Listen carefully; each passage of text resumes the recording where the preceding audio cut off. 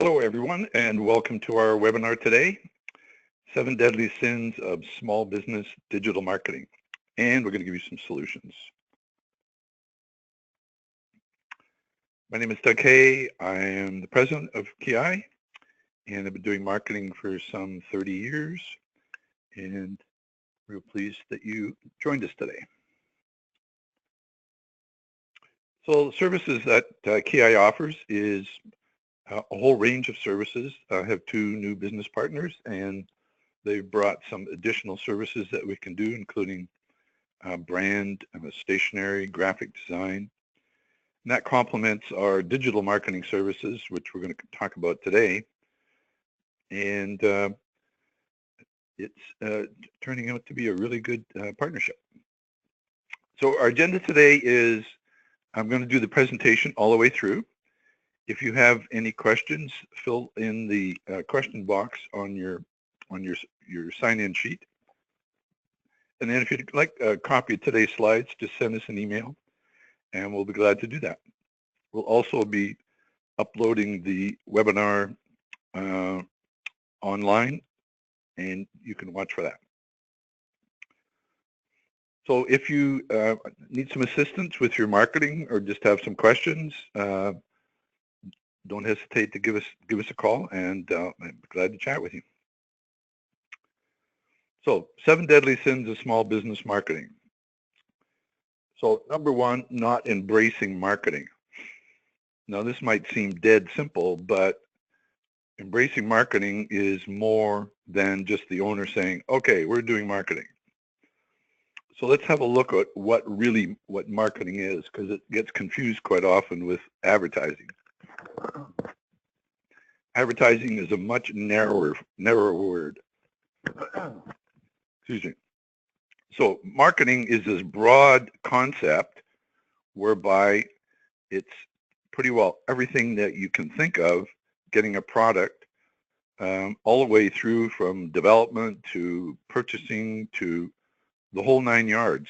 It's what you need to do in terms of interesting customers or potential customers all the way through to delivery of the product and post-product service. So here's a short list of all the parts of marketing. As you can see, it really covers a lot of items. The branding part we cover in a separate webinar. In fact, several of these items on this list are parts of or the whole subject of separate webinars because it's a large subject.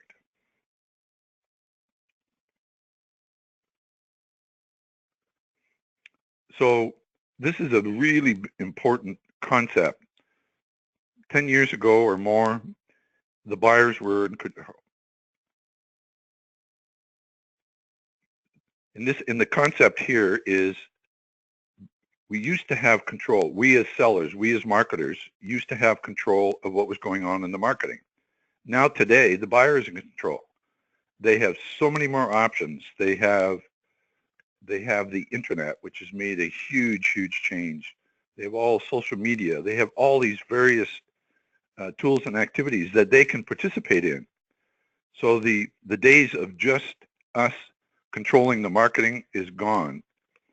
This gives big companies nightmares because their reputation can get trashed in a heartbeat. You know, if you watch United Airlines take a big nosedive every now and then, you'll understand what I'm talking about. So with all marketing, our goal here is to get more sales. So there's many steps, many parts to it all, but the bottom line is if your marketing isn't getting you sales, then you need to adjust your marketing. Really key is that you consider marketing as a team sport. You've got to involve all of your team. For example, a simple example would be, let's say you are a dentist and you have a dental office and you have maybe 6 people work for you, as technicians and so on and so on. One of the key people in your marketing team is your receptionist. If she hates people and is lousy on the phone, guess what? You're not going to do very well. So you have to take the whole concept of your company and all parts of it and have a marketing orientation. Obviously, delivery is huge. Great delivery, alone is a huge marketing asset. If your marketing or if your delivery is mediocre, your marketing is going to struggle.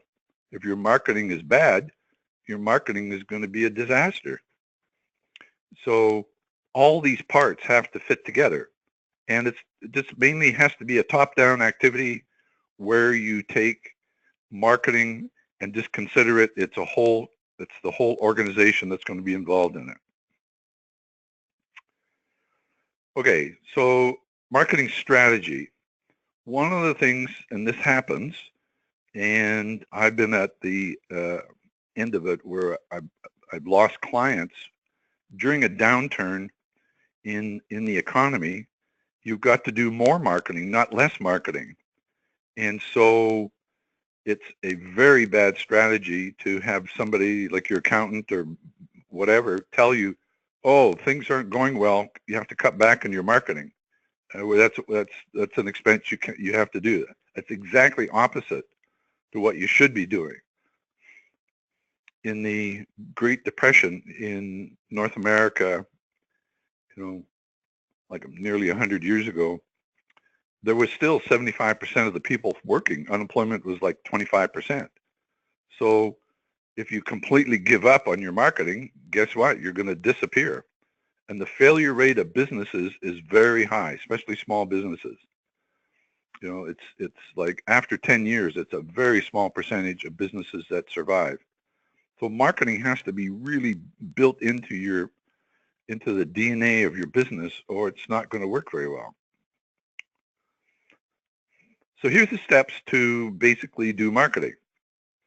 And the first two steps are almost always ignored, or very little is done. Most people just jump right into number 3, and they don't even do a good job at number 4, tracking. So it's really important you spend some time doing some research, like who's going to be your target audience. Small businesses can't afford to market to, quote, everybody. That doesn't work. There's no possible way that you could do that with a limited budget that a small business has. Then you have to create a plan. What are you going to do? And I'm going to give you various ideas today of various things that you can do. Some cost a little, some cost more. Sometimes it's just your time. Then you actually have to do it, and you have to do it day in, day out, week in, week out, year in, year out. Marketing is not a one-time activity, especially in the beginning of a business. Marketing has to be front and center. I once had a client who opened a restaurant, spent all their money doing renovations, had no money for marketing, and within 6 months they were gone. They also forgot to do the research step and had a completely wrong menu and target audience.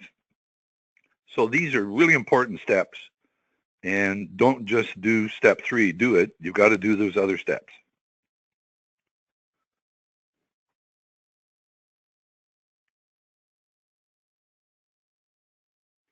Okay, so in marketing, you also got to stay tuned to what's going on.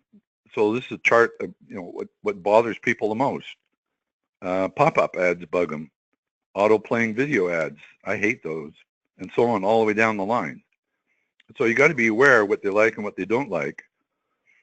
It's quite interesting that the ads embedded in search results, which is at the very bottom, that's what Google does, and people don't mind that, which is quite fascinating. So whether you're a large business, a medium-sized business, or a small business, you have a brand, and we do a separate webinar on that, so I'm just going to touch on it. But basically, you need to be constantly engaging your brand with your target audience.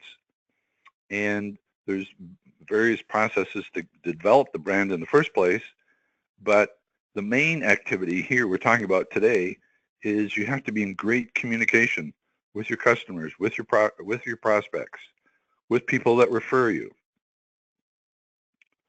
You may have heard of this concept outbound versus inbound marketing.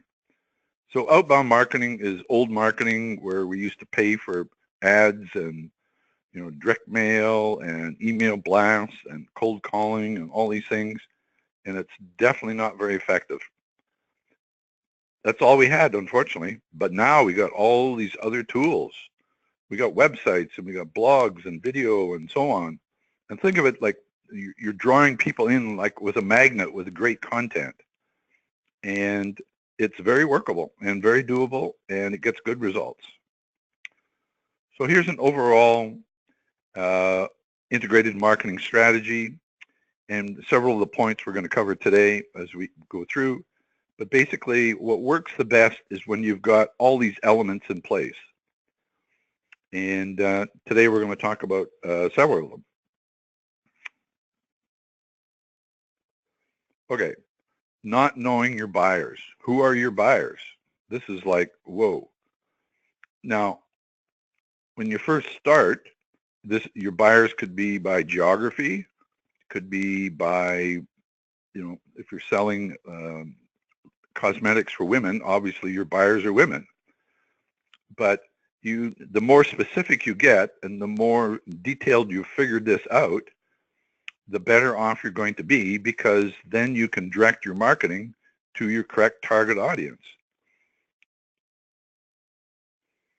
So trying to find who your buyers are. If you've got past sales, you can research your past sales. Okay, who are they? Where do they live? What's their demographics? What's their age? What's their sex? What's their buying habits? How often do they come, et cetera, et cetera. All these things are great market research. You can also do surveys, because in your marketing materials, you want to be using buttons, sales buttons. A good example is dentists, for example. People aren't that keen about, oh, come to us and we'll give you a great filling. But if I say, come to our office and we'll give you a great smile, now we've got a sales button.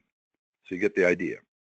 Sales staff, whether it's over the counter or you've got salesmen out on the road or whatever, are a great source of information. So when you collect all this information, you're going to get good information about who your buyers are. Then you got to figure out what's in it for them. What is going to get them to pull out their wallet and make a purchase. Okay, not optimizing your website. So the number of searches online is just astronomical. So, if you're not very visible online, you are basically invisible.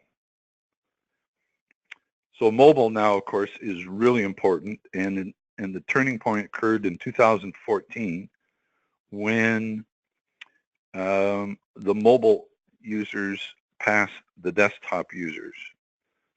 So, of course, this is different for different businesses.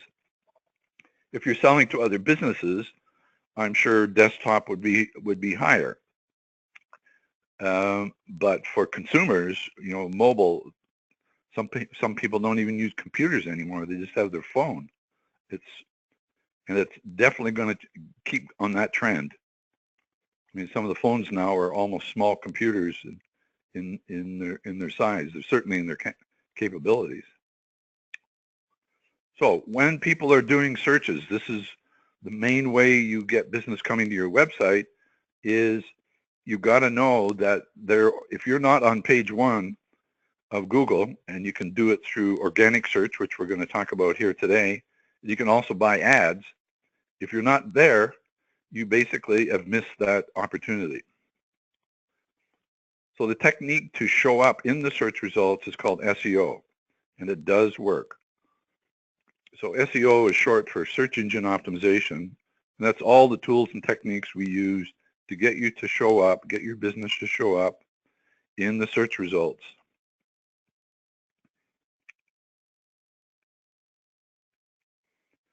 So your objective when you're doing SEO is basically 2 things. One is you want to improve your rankings.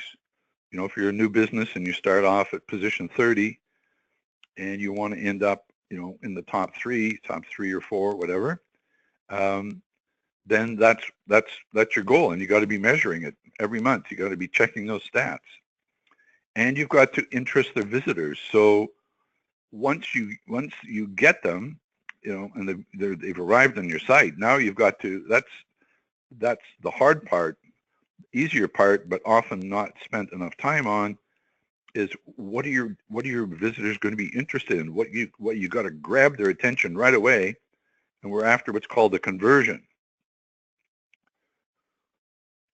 So basically, in terms of looking at your design, the bottom line is you can have a fabulous design, but if your search results aren't great, then your great design just basically goes to waste.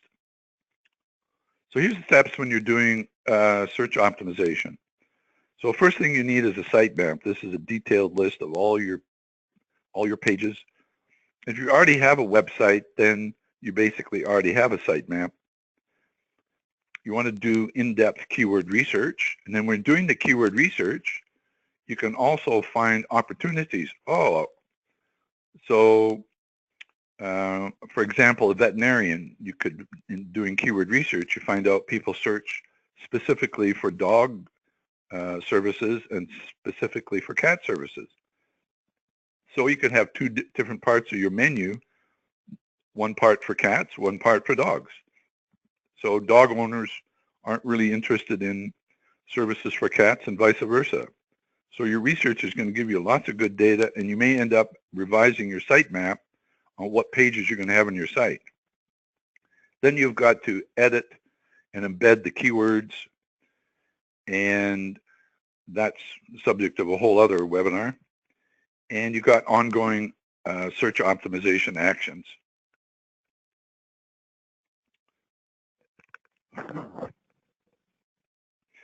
So in search results, there's two kinds of results. There's natural, and those are free. You don't pay Google to show up in the natural search results. Then there's paid ads, which can be at the top and the bottom. Sometimes they've had them on the right-hand side. It keeps changing, but basically they're marked as ads. So another great tool when you're doing SEO work is to what's called NAP, name, address, and phone number. You've got to make sure that wherever your website shows up, it's got the same information. So if you've changed phone numbers or you've changed your address or whatever, you have to go to all the directories or listings that you have and make sure they're all the same. Otherwise, the search engines all run on computers, of course, and they might think you're two different businesses. So, and that just cuts your results in half. Okay, so local search is really important now. And local search is basically a big push that Google's got going on. So if you're looking for a chiropractor and you live in New York, they're only going to give you New York results. In quote the old days, you would get results all across the country. But now it's local search. And you don't even, if you live in New York and you're looking for a chiropractor, you don't even have to type in the word New York. They know where you are from your hosting service, and they will deliver to you the results of people who live, the businesses that are close to where you live.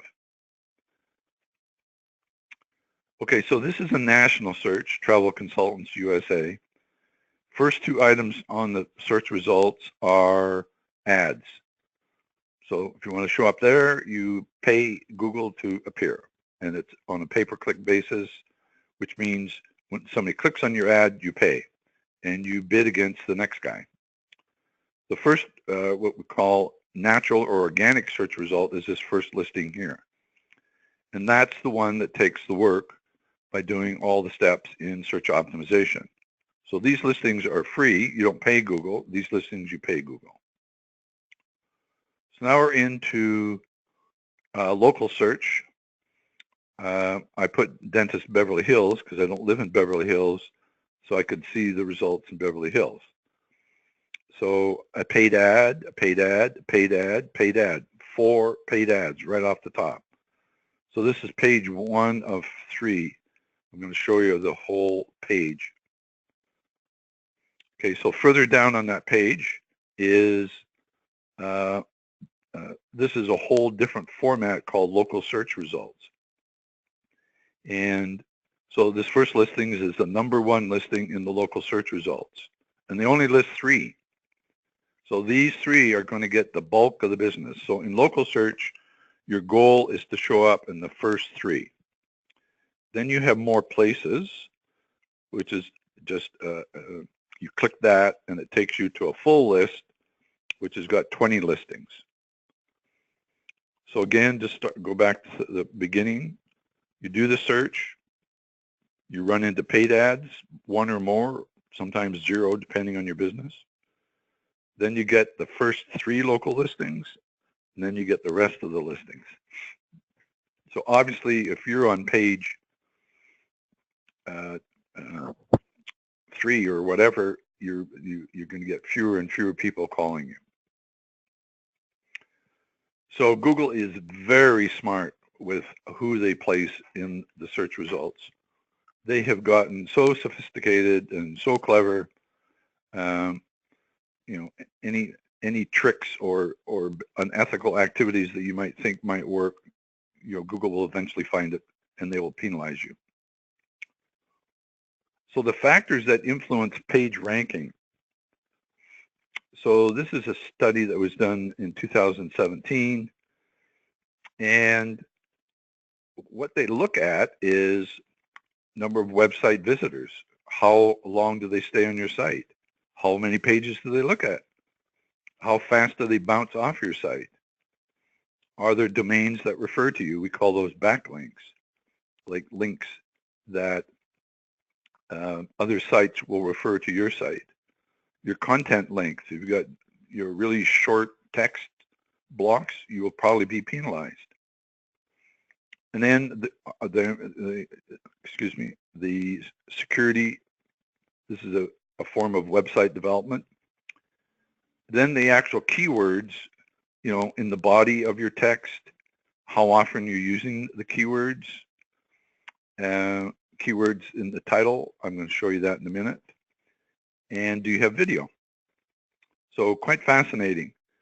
So if you're popular, you're going to get more website visitors, and you're going to show up in the search results. So it really pays to do all the activities that are going to get you website visits. Okay, so quality, Google is on the warpath for good quality.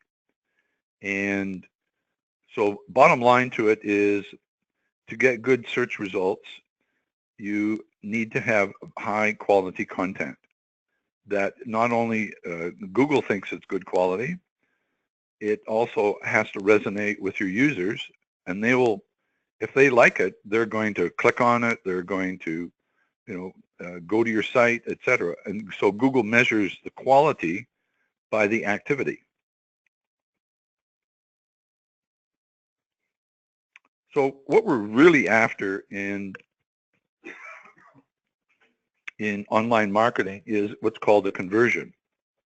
So a conversion is the visitor to your website or social media site did what you wanted them to do. So for example, if you are a large purchase company, you know, like a car dealership, you know, not many people are going to order a car online, although I've heard it happened. They're basically going to call you or email you or drop by or something. That's a conversion. If you're selling something on your website, the sale is the conversion. So whatever you want them to do, that's a conversion. You know, for some businesses, especially business to business, signing up for a newsletter would be a conversion. You want to be using calls to action. These are pretty ugly calls to action, but you get the point. If you don't ask for the order, if you don't tell them to sign up for the newsletter, if you don't tell them to call, guess what? They don't do it. So return on investment for SEO, one of the best you can invest in, and all the marketing tools out there. This is a study done by Forrest Research. Okay, number 4, not embracing content marketing. Okay, so what is content marketing? We've talked about this a little bit earlier. So basically, it's all these techniques that we can use to develop really what they call relevant and valuable content to attract, acquire, and engage in a clearly defined and understood target audience. Notice the target audience again, with the objective of driving profitable customer action or conversion. So it's relevant and valuable content. So this is a survey done, and it's basically saying marketing has really changed. So not so much now as on selling as it is about engaging. So here's some examples of content marketing. And I recommend to clients now, just think like a publisher. You got a website, you're publishing content. You can have blogs, great articles. You can have video. You can have audio. You can have case studies, whatever. All these things are content that you control, you create, and that's going to help you pull in people. And the cost, this is a study that was done by HubSpot. Look, average cost per lead is less when you do inbound or content marketing. So this is a great quote from David Merriman Scott. You can buy attention, that's advertising. You can beg for attention, public relations. You can bug people one at a time. That's like cold calling. Or you can earn attention by creating something interesting and valuable and then publishing it online for free. That's basically your content marketing strategy. Something interesting and valuable to your target audience and then giving it to them free. So sort of the sales funnel and how this content marketing works is you have great content. It can be on your website, it can be blogs, it can be newsletters, it can be social media content. Those flow into leads, leads become prospects, and prospects become sales. Video is another great form of content marketing. YouTube is just enormous. It's like, it's been considered to be the #2 search engine after Google, and Google owns YouTube, by the way.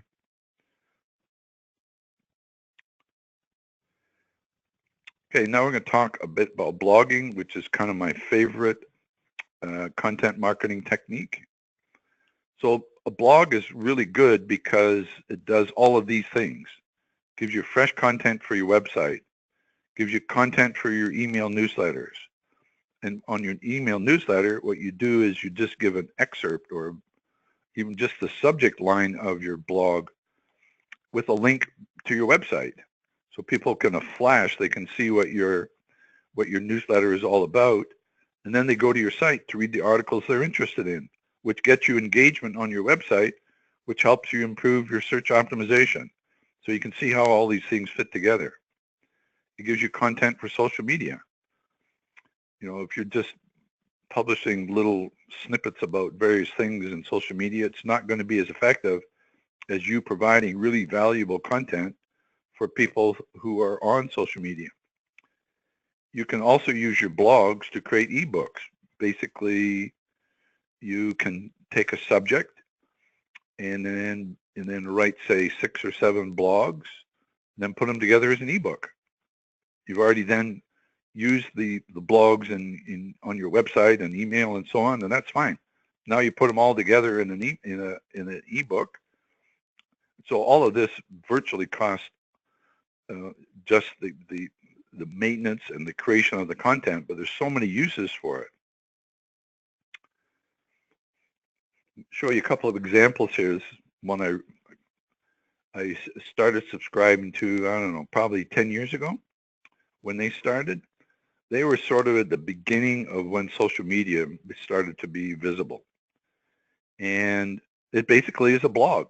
And their blogs are really excellent. They're long, maybe 2,000 words, multiple images in them, graphics. and they now have 600,000 subscribers, and they started at zero. And this isn't some big, gigantic, news corporation. This, I think it was started by one guy.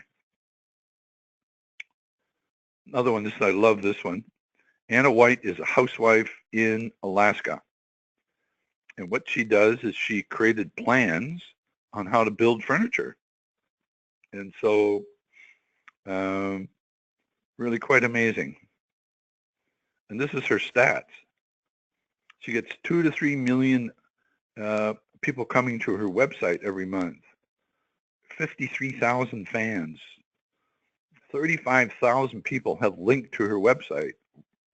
Unbelievable.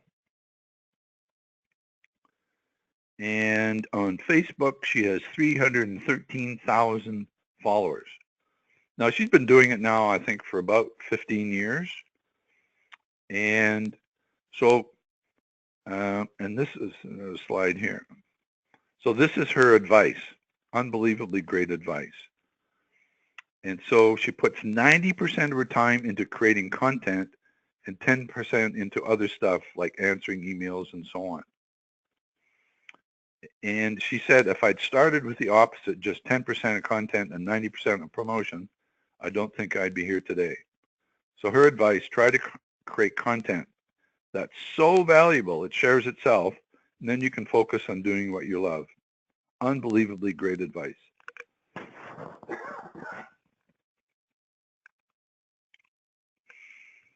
Okay, so why should you blog? Well, you get connected with your prospects. A couple examples I just gave you. Helps your website show up because your blog is part of your website. Helps you generate leads. It's a key part of your content marketing plan. You can use the blogs in social media and email. Helps your reputation management. It's a great tool to grow a following, and it's pretty low-cost marketing compared to, paying for ads or whatever. So businesses that blog get more inbound links. Businesses that blog, both B2C, business to consumers, and business to business, get more leads than those who don't. All right, number 5, thinking email is old marketing. Big mistake if we think that. All right, here's some stats. We send around 74 trillion emails annually, and this keeps going up. If you think it's like email is dying and social media is taking over, no, not what's going on. Nearly 30% more in 2016 than in 2015. Okay, so this is a great comparison. If you have 2,000 email subscribers, 2,000 on Facebook, 2,000 on Twitter, this is what you'll get. Obviously these are just rough averages. Over 400 will open your mail, 100 are going to open, go to Facebook, and 40 are going to be on Twitter. So, and maybe the Facebook stat is even lower because Facebook now, unless you buy ads or promote your posts, just a tiny percentage of people that follow you are going to see your content. All right, so email usage. 7 in 10 use coupons, then make a purchase. So this is PayPal. This is an online payment system. And they're very successful using email. And this is part of an email. So your emails can be very creative, very interesting, not necessarily works of art, but you get the idea. Really, people are attracted to the email. It's interesting. Oh, yeah. Ironically, social media is a big user of email because that's how they let people know things. So this is LinkedIn. I get regular emails from LinkedIn telling me about, this is a new connection or an old connection or somebody changed jobs or something. And the example again of Social Media Examiner with their 600,000 email subscribers. Email is the #1 tool, which is kind of funny because their whole subject is social media, but email is the main tool that they started off and still use in the huge numbers. Notice they're not listing how many Facebook fans and so on they have. I'm sure it's quite substantial, but nothing compared to their email numbers. So your email list is gold. You own it. You control it. You can send as little or as much email as you want. You don't have to ask anybody. Nobody's going to, like Facebook, for example, not to put down social media. Social media is still a great tool. 100% of your people are normally going to get your email. Not necessarily everybody's going to open it. That has to do with the quality of your content. So basically, you have to, as an ongoing activity, you have to be working to build your mailing list, because people move, they change their emails, and they're certainly not going to tell you about it. So you're going to lose people. Your list is going to shrink. And so you got to be constantly adding new emails. Everybody walks in your office, get them signed up in the email. And use a double opt-in system. What that means is they sign up, then they get an email to confirm, that's the double part, that you want to be on the mailing list, you confirm it, and now you're in. Now that really is an email list that's gold. Okay, no social media strategy. Okay, so social media is one of the key tools in our magic circle here of marketing strategy. Okay, so here's some stats worldwide. 74% customers are influenced by social media when they're buying a product. 80% of time spent on social media happens on mobile. Usage rates in US, big numbers. Okay. So 68% of all American adults are on Facebook. 51% of Instagram access the platform daily, sometimes several a day. Canada, huge numbers in terms of who's connected on the internet. Highest rate in the world. And nearly over half of the internet users active in social media. Okay, so the different channels that are available to you. Facebook is #1, and right behind it is Instagram.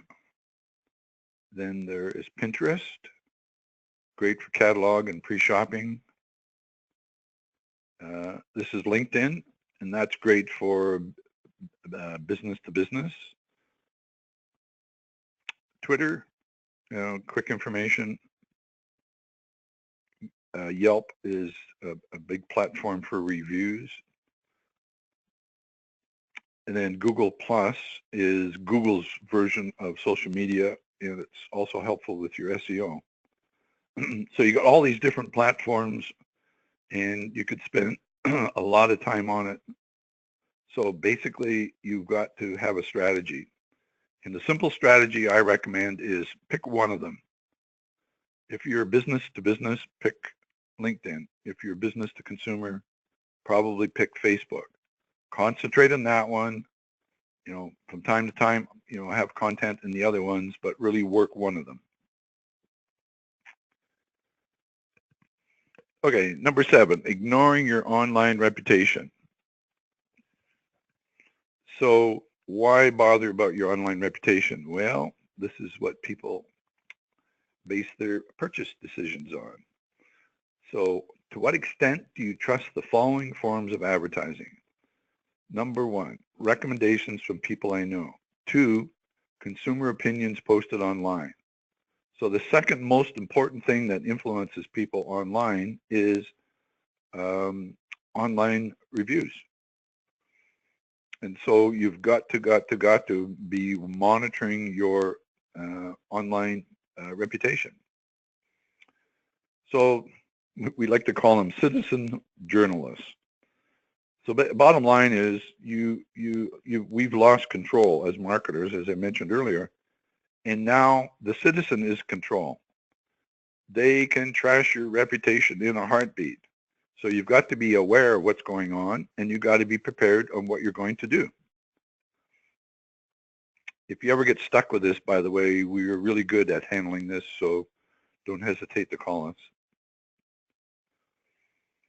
So this is an article in Forbes magazine in 2013, where basically they say that this is, in their opinion, this is when it all happened. Consumers are now in control, and the media is effectively greatly influenced by consumers.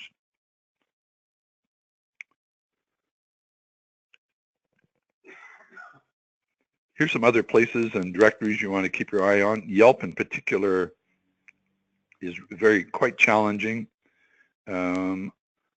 They basically will put up lousy reviews and then call you and say, oh, if you pay us, we'll move the good reviews up higher or something. So, but Yelp is really popular. It gives, people go to Yelp to check out reviews. TripAdvisor, advice on travel, and, Better Business Bureau, and so on. So the way you protect your online reputation is make sure that you are visible in enough places so that if you get one bad apple, then it's not going to influence the entire online presence. So you want to be on various social media. You want to be listed in directories. You obviously have your website. And so all of these things are all separate listings, when somebody does a search for you. So if you get trashed on one, then the other ones are there, and you can work on the one where the problem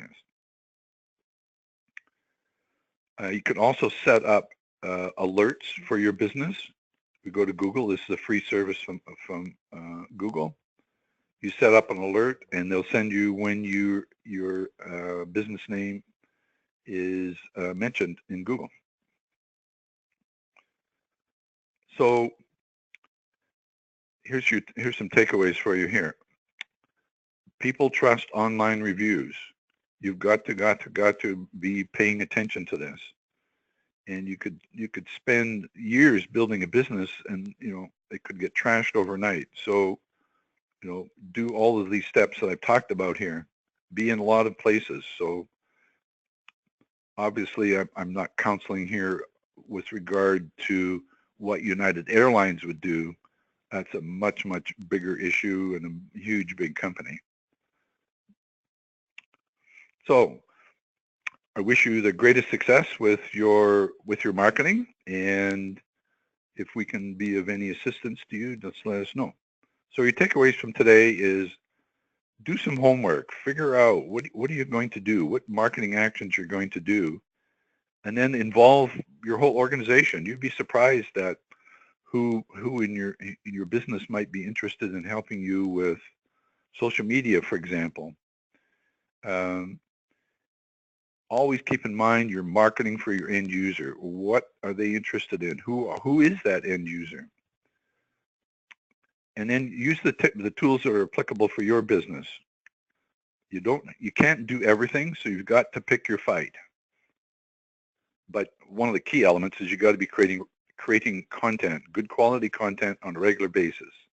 That's what you need on your website, in your blog, in your social media, and your email. And you've got to be visible. People are making most of their buying decisions now on doing searches. So you've got to be there. And you've got to promote yourself on social media and email and so on. If you would like a complimentary analysis of your business, be glad to do that. Just drop us a line here. And I'm now going to check to see if we have any questions.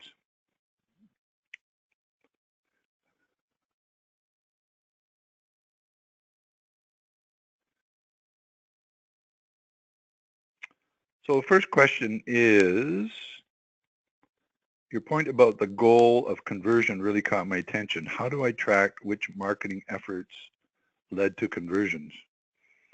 Okay, good question. There are a number of analytics programs out there. The one that has a lot of stats is Google Analytics. And there's a free version which gives you quite a bit of information. But most of these programs take it up to the point where it enters into your business. Once it enters into your business, then you've got to have a system in place. So let's say, for example, you are an optometrist and you got business walking in the door. Now, the only way you're going to find out how did they hear about you is you got to have your receptionist ask them. So there are lots of stats out there you can keep, but the bottom line ones of the really, really important conversion, almost for a small mid-sized business, you have to do it with regard to, people walking in the door. Now, if you're selling online, then obviously if you run a program, a campaign, and people buy, and you measure the sales. So that's one way. But for any service business, I've never found any other system than you literally have to ask the people walking in the door. All right. Okay, another question. It's interesting to know how important email continues to be. How often should I send emails to my prospects and clients? So if you have a mailing list, or if you don't have a mailing list, first thing is you got to get a mailing list. I recommend a program like MailChimp or Constant Contact. These are MailChimp in particular, up to 2,000 subscribers, you get the service free. So that can get you started. And they've got good quality templates to send out emails. And so now you've got a process whereby you add people as you get new people to subscribe. You have a place on your website for people to subscribe. And you also just literally ask them. If you go to a network meeting, get people's business cards and ask if you can put them on their email list. So now you've got your email list going. Now to decide, how often should I mail? In the beginning, I would start off probably monthly, and then you kind of measure it. If you got something really important, then you can do it more often. You have to kind of test it. There's no one flat rule. I like to get clients at least doing it monthly, and oftentimes it works. You can build it up so you can do weekly. So for example, we do weekly because 2 emails that you get from us are about webinars, and 1 or 2 a month are about a newsletter. So that's kind of the frequency. All right. I think that's the end of the questions today. So thank you all for attending, and we look forward to seeing you again on the next webinar. So don't hesitate to get in touch with us if you got any questions. Okay, bye for now.